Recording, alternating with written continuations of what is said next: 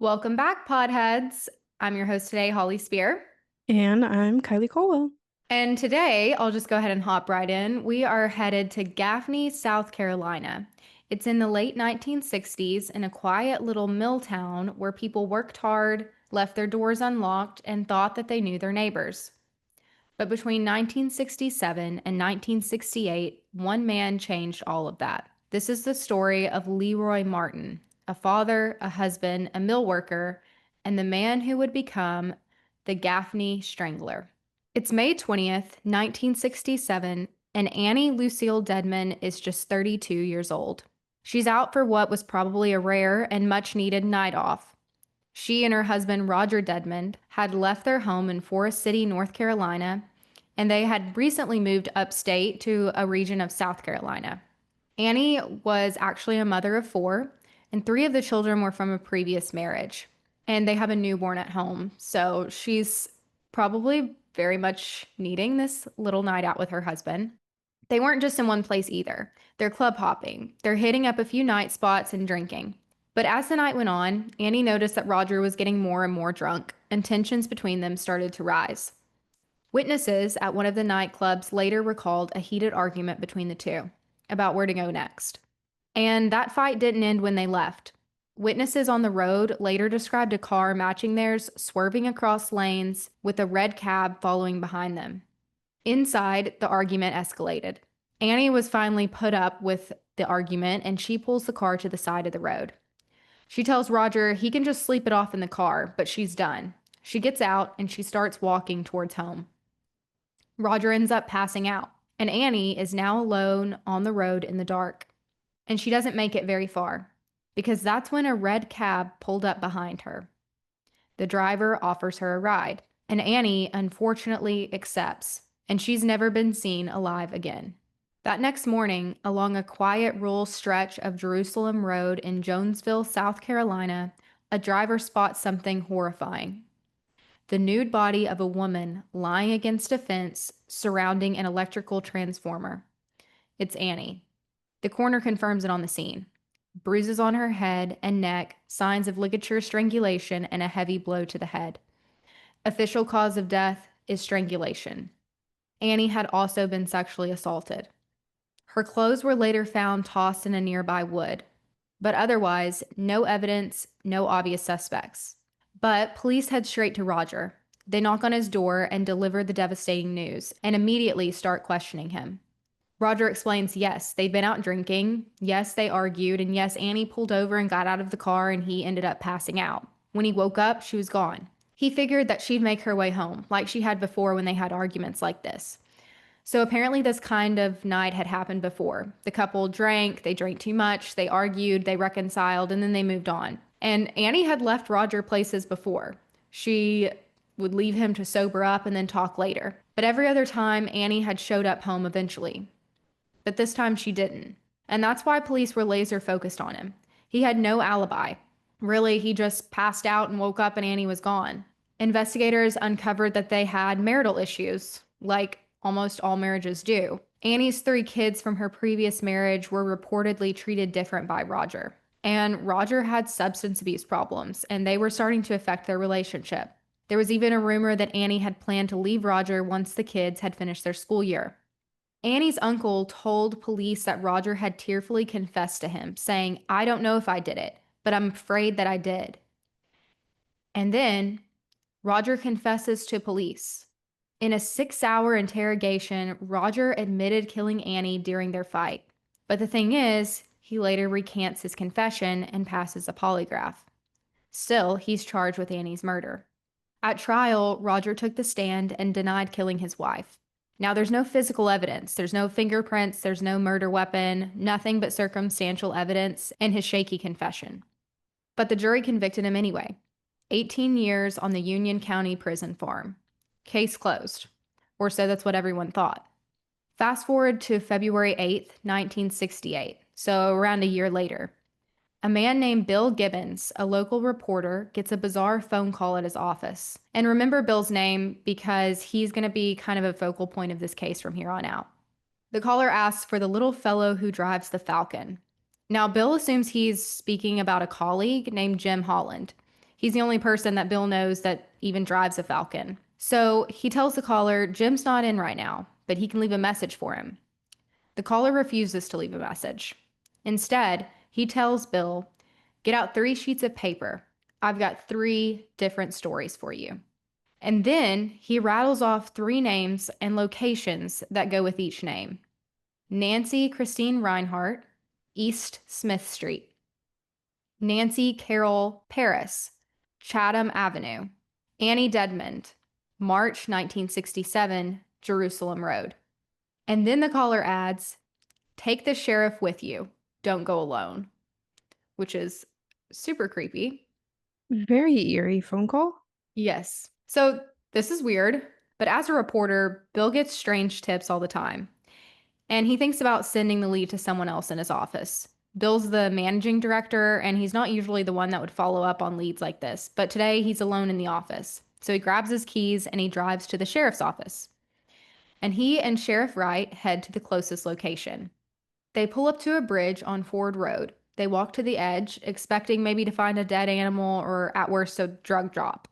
Instead, they see it: the nude body of a woman laying on the sandy bank below, her head partially submerged in water. The two walk down the embankment to make sure they're really seeing what they think they see. It is 20-year-old Nancy Paris. She had left home to walk her dog the day before, and now she's dead. And she'd also been reported missing the same day that she left.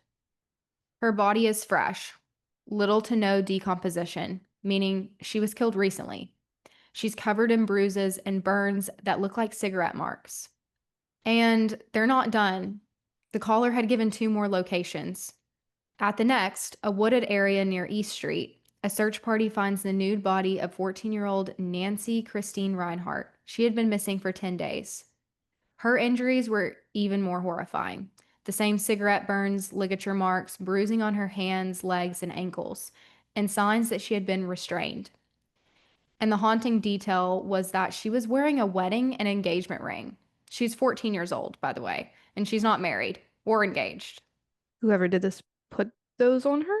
I guess. It's There's even never much of an answer to why she has these on. The only thing I can speculate is that it was the killer, which is so bizarre. makes it even creepier that she's 14 and he did that. Yeah. And decomposition suggested that she'd been dead for about 5 to 6 days, meaning that she had been held captive for nearly a week before being killed, which would explain like the ligature marks.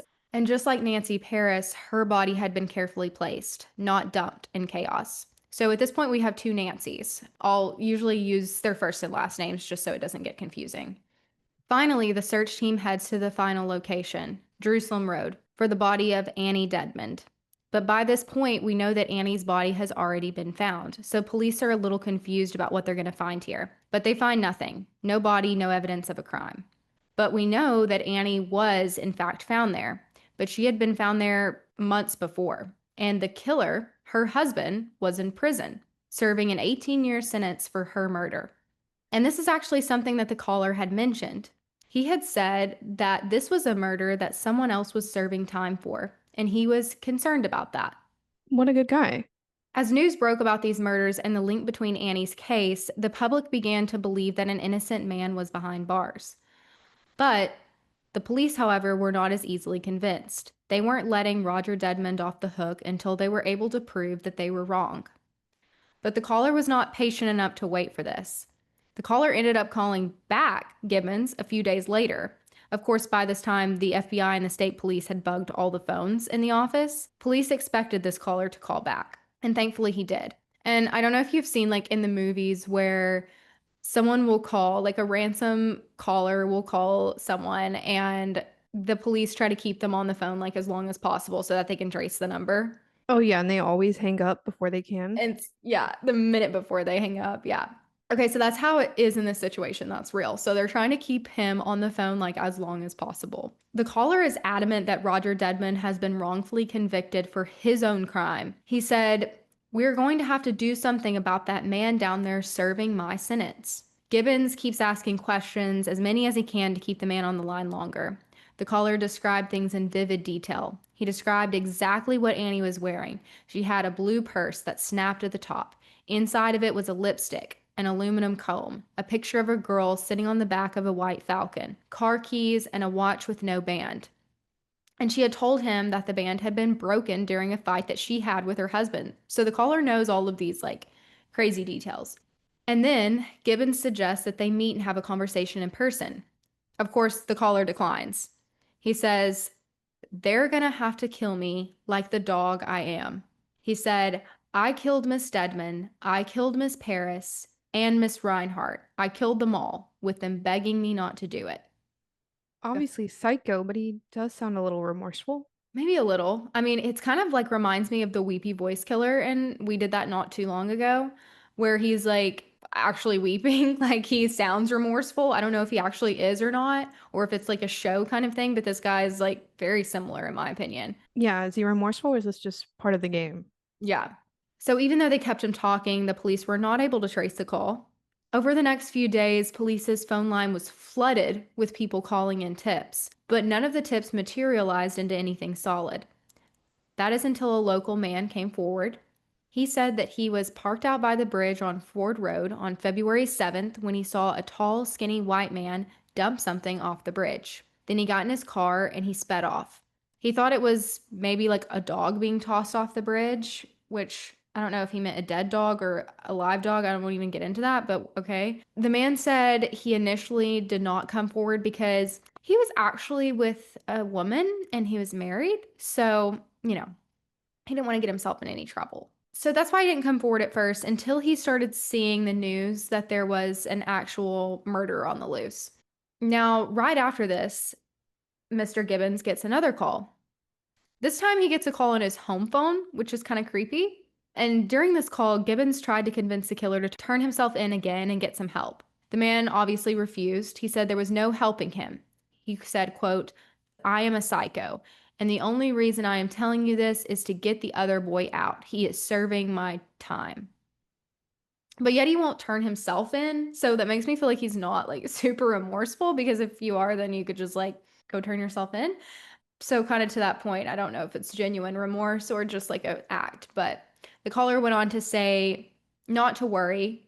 You'll be sure that I'm not going to pick up any woman that is fat and ugly. I'll be in, but if they don't catch me, there'll be more deaths."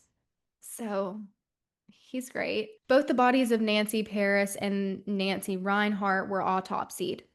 They both had been assaulted. Their cause of death was determined to be strangulation, possibly by hanging, but the coroner couldn't be for sure. And they had both definitely been tortured.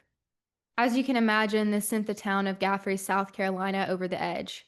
Gaffney was a small, tight knit textile town with a population of about 10,000 to 12,000 people. The townspeople were normal, working class people for the most part.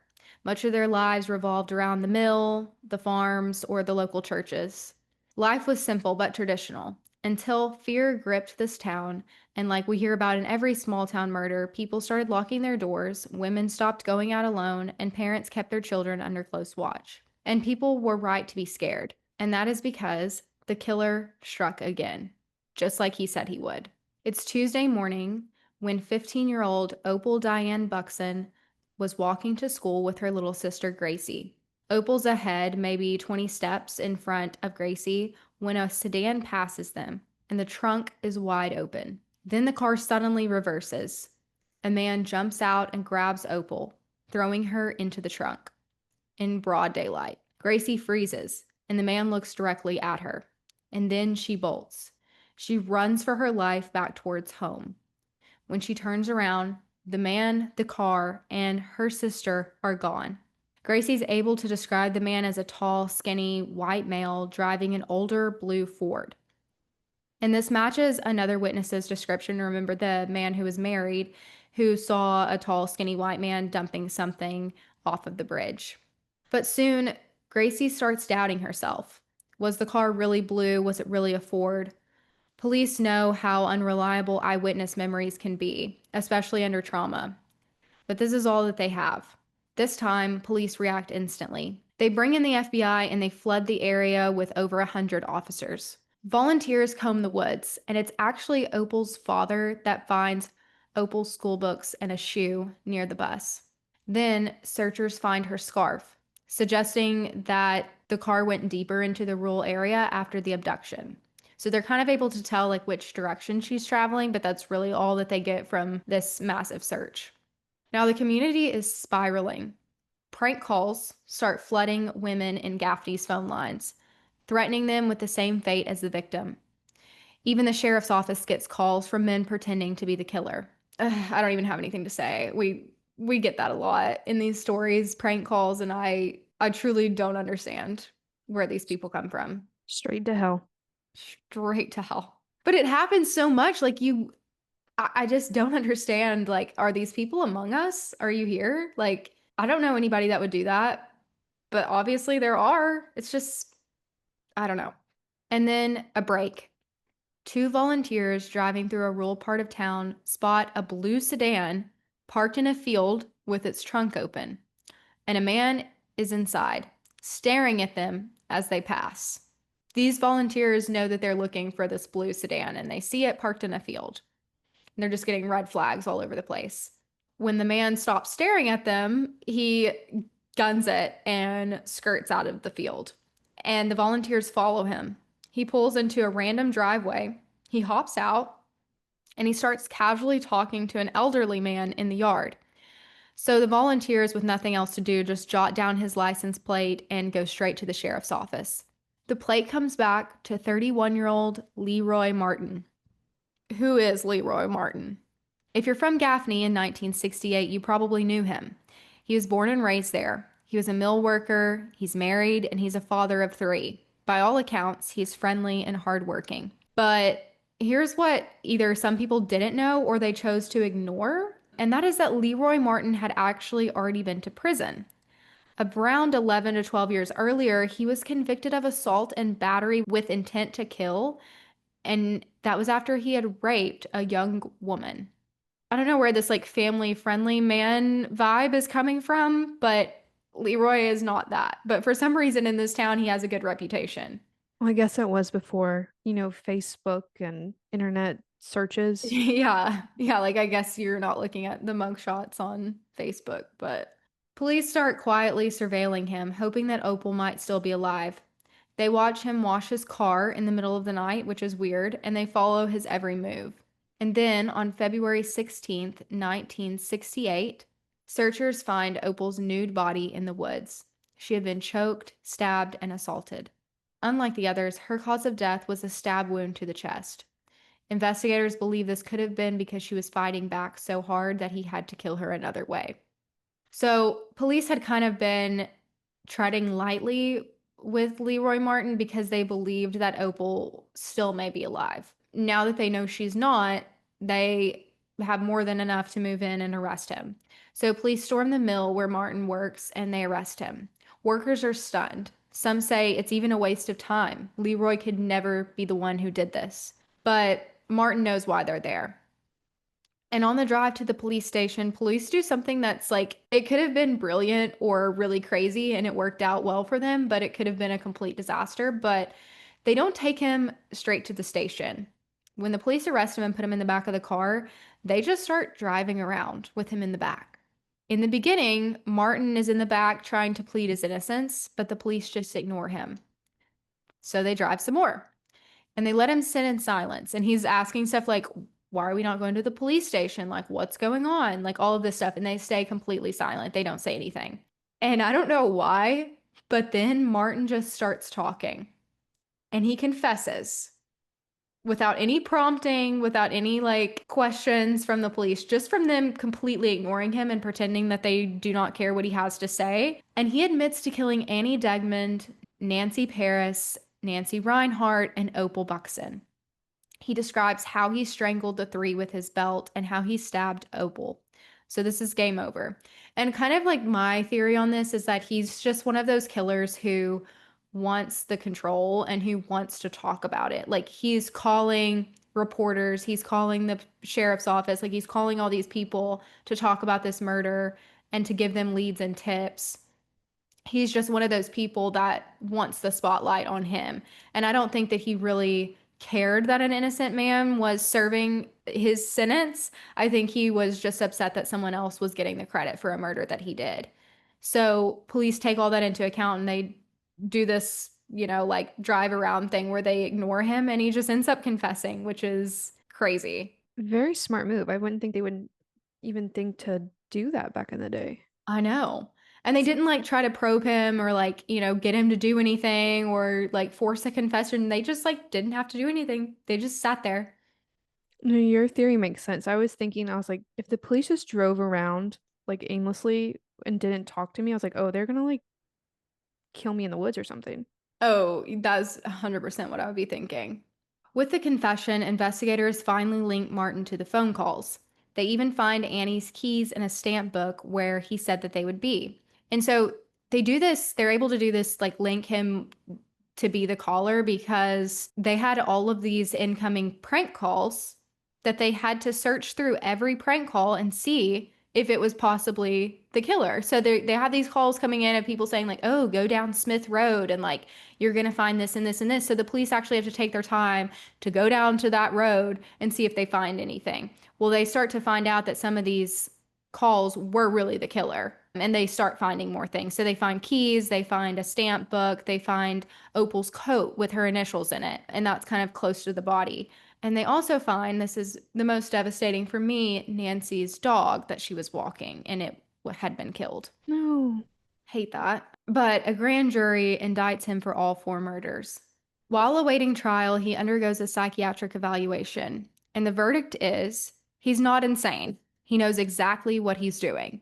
And this brings up even more chilling details through this evaluation because we find out that he sexually assaulted the victims, which we knew, but he went back and visited them and further assaulted them after their deaths, which is disgusting. He also attended at least one of their funerals to watch the family grieve. It was sick. Sick. So this isn't just about killing. He likes to be in control and he likes to see the things that he's done. In the fall of 1968, Leroy Martin pleads not guilty, and the prosecution and the defense gear up to go to trial. But then suddenly he changes his mind. The defense attorney has to ask the judge if he can change his plea to guilty to all four murders. In court, he tells the judge, "I knew what I was doing, but I could not stop myself. It was like I was watching myself from a distance." And he claims that he has multiple personalities. The judge isn't swayed, though. Martin gets 2 consecutive life sentences for Opal and Annie, and 2 more life sentences for Nancy Reinhardt and Nancy Paris. Don't forget Roger Dedmond. He gets out of jail. He's served a while for the murder of his wife. That definitely wasn't him, and he did not commit. I think he served about 10 months, 10 to 12 months in jail for the murder, but he walks free. And later he would say he isn't bitter that the justice system did this to him. The justice system makes mistakes like everyone else. Martin is eventually moved to the mental illness wing of the prison. But in May 1972, Martin's story ends. He is stabbed in the chest by another inmate with a homemade shank. And just like that, the Gaffney Strangler is dead. And that wraps up our story of Leroy Martin, a man who terrorized a small town in South Carolina, killed 4 innocent women and girls, and might even have gotten away with it all if he hadn't picked up the phone and demanded the credit. Starting to wonder if they even would have found the other bodies if he hadn't called and given the address. Yeah, I think he was getting tired of not getting the credit and them not finding these bodies. We know that one of them sat out there for, I think, was it like 10 days? Or maybe it was less than that, a few days at least. Mm. And I think he's just getting impatient. He's just one of those sick people that you hear about that does it for the thrill of being recognized. Can you imagine like being at like the water cooler at work on lunch and be like, guys, have you heard about the serial killer? And no one knows what you're talking about. Yeah. Yeah. You put all that work into being a failure. It's Yeah. I mean everything's reminding me of the Idaho 4 case right now, but like Brian Koberger, like the sister of Kaylee that gave the best witness impact statement because she just like talked about how big of a failure he was. And that's all that people like Brian Koberger and this serial killer want is just the recognition and to be relevant. And I think that's all that Leroy Martin wanted as well. So Just stupid, tiny little men. Okay, so should we hop into overtime? Let's do it. I have something to talk about. I want to say how freaking stupid weddings have gotten. And no disrespect if you're getting married, you throw yourself the best party, girl. I'm doing the same thing. But weddings have become a phenomenon of just a huge hassle and craziness that I don't think should be a thing. But I'm doing it myself, so like I can't even say anything, you know? Like I can't even be that person, but I'm still going to try to talk about it because what the heck, you know? No, I mean, I've never planned a wedding and I do enjoy watching like wedding content, but it seems like it's a lot of just trying to outdo the person before. Yeah, And there's so many details. I'm like, why can't it just be like a little package? Why- exactly. Like I want you to include everything that I need, and then I want to be able to do the fun stuff that I want to do. But these vendors, and I have found great vendors that I really love, most of them.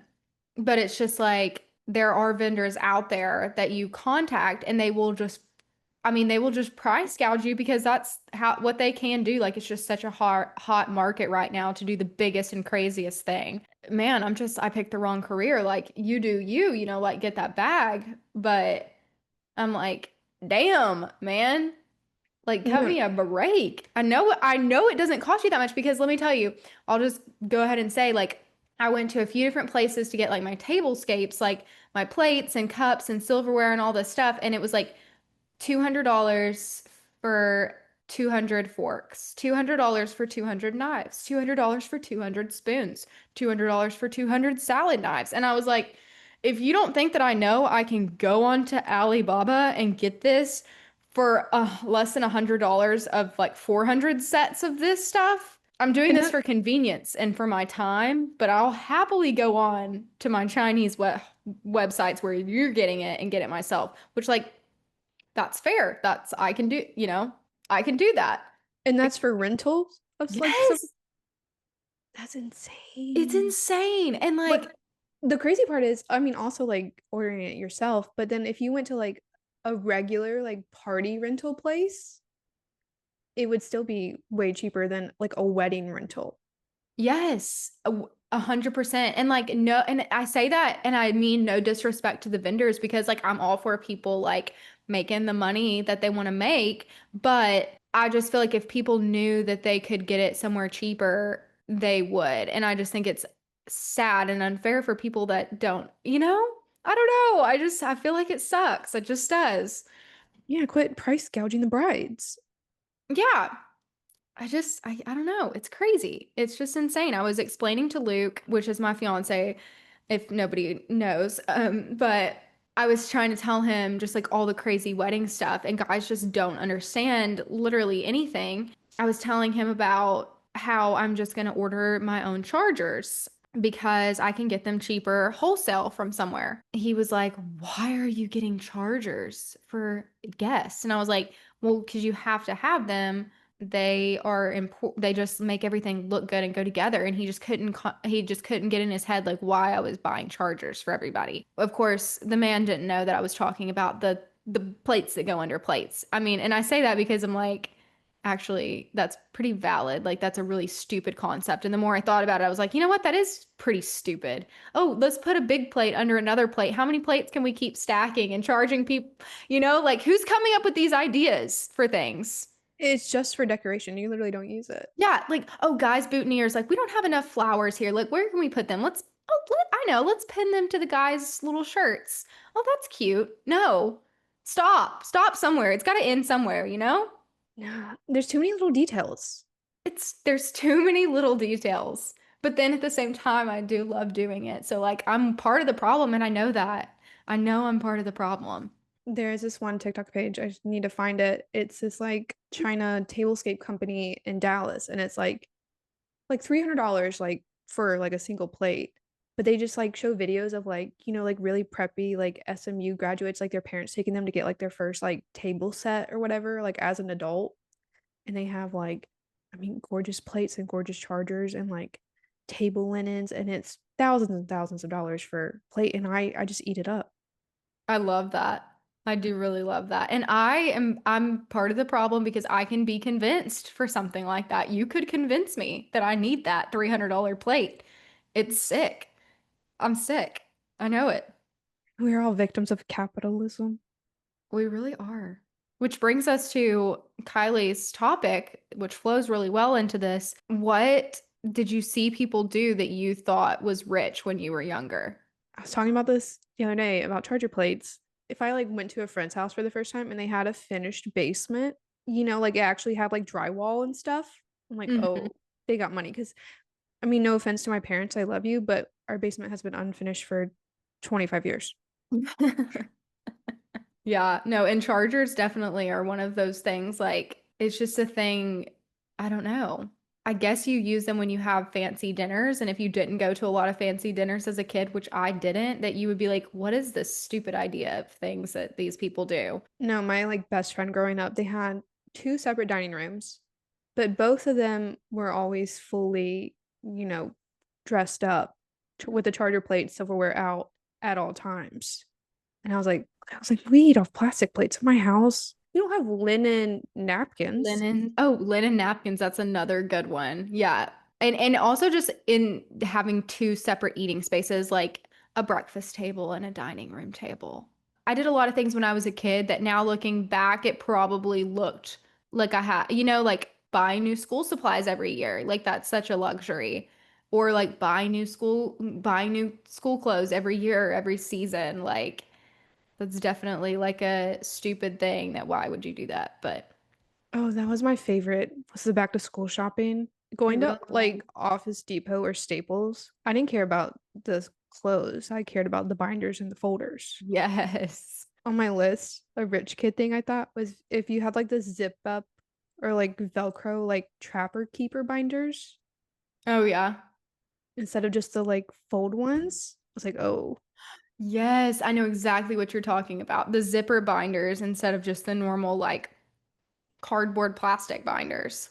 yeah, some of them had like pockets in them. Oh, Yes. I was like, those kids have money. Yeah. And I loved school supplies so much. I still love school supplies. I actually have a bag in my car from Office Depot right now that I treated myself and bought a bunch of like office supplies, and I'm not opening it until the right time so that I can have a little slice of happiness when I get to open up that crisp new little folder or that crispy legal pad that I get to, start. Like, it makes me so happy. It's probably some kind of condition. I don't know. Maybe in like a past life we were like receptionist or something. Like I love sticky notes. I loved cute Yes. pens, cute highlighters. When I was a kid, my favorite toy was the label maker. Me too. What I is it remember. about office supplies? It makes me so happy. I think maybe it's just like the illusion of organization. Yeah, it is fun to pretend to be organized. I remember Kylie mailed me all of her note cards for the bar exam, and she had them like color coded with like little sticky notes on them, little cat sticky notes. And she was just so organized. But I love to be organized too. So, but she was a step up, and I was like, dang, I gotta get it together. I think you and I spent more time organizing stuff for the bar exam than actually studying. Oh, if you saw, so at the law school, we had a little carol, and it was like this tiny little office that you could share with somebody. Obviously, I wasn't even going to do it if I couldn't share a carol with Kylie, but we treated that place like I don't even know, like a venue for some kind of like parties that we wanted to have. I mean, we used and abused that place. We had a crock pot in there. At one point, we had a nail salon in there. We did not pass the bar exam for the first time. You can cut that out if you want, Kylie, but I'm not ashamed because look at what we were doing. We had a wall of frog drawings. Yeah. We spent one whole day trying to just tape, I don't even remember what they were, like outlines on the wall, and they just kept falling off the wall. And we spent the whole day just taping them up instead of actually studying the fucking outlines. Yeah. And I mean it when I say Kylie and I had a full crock pot in there. I brought Rotel dip. Yeah, and we invited people Cheese to dip. come to our cheese Yeah. dip party. I had a whole nail salon in there.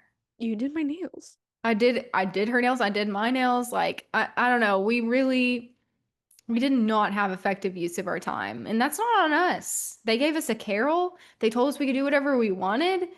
Honestly, it's a trap. We had a Keurig, we had a snack We had a bin. Keurig, snack, yep. Office supplies galore.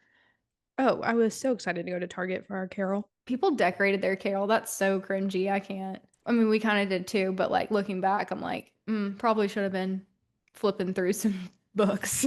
I guess we figured we're like, okay, we're gonna spend like all summer in here. We got to make Yeah. it somewhat enjoyable to look at. Yeah. People would black out the windows of their carol, and I really think people slept in them. Oh, I know they did. I was seriously considering putting an air mattress in there just for like the little naps. I'm really glad I didn't because I probably would have just gone in there and slept the whole day. Oh, we would have. We would have had to like take shifts napping. Yeah. Well, it was bad too because I would come in, I would roll up at the Carol at like 10, 11, noon. Kylie'd been there for like 5 hours already. And she'd be ready to play, and I would be ready to like study. And then I'm like, oh, wait, it's playtime. Yeah. Yeah. We're gonna, That's we're gonna we dilly dally. we would go on Alibaba and try to find the most unhinged products and just read the reviews, and we would do that for 5, 6 hours. If you've never done that, the reviews on Alibaba products, specifically like sexual ones, maybe cut that part out. I don't know. Okay, specifically like weird ones, weird, like, you know what I mean? Like some weird products that they sell on there, the reviews are to die for. If you can ever just get yourself down like a small bit of a rabbit hole, like you will spend hours there. It's hilarious. It's a great way to kill the time. It's so great. Well, I'm gonna go read Alibaba reviews, and we will see you next time on Over My Dead Pod. If you want to hear even more episodes, you can go to our Spotify, Apple Podcast, or our website, overmydeadpod.com. And if you like this episode and you want to send it to your friends, you can do that too. All right, bye. Bye.